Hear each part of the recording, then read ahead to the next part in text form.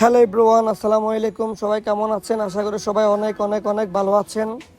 আজকে ভোর 6টার সময় স্টারলাইন কাউন্টারে চলে আসলাম চট্টগ্রাম উদ্দেশ্যে স্টারলাইন কাউন্টারে এসে একটা এসি টিকিট নিলাম।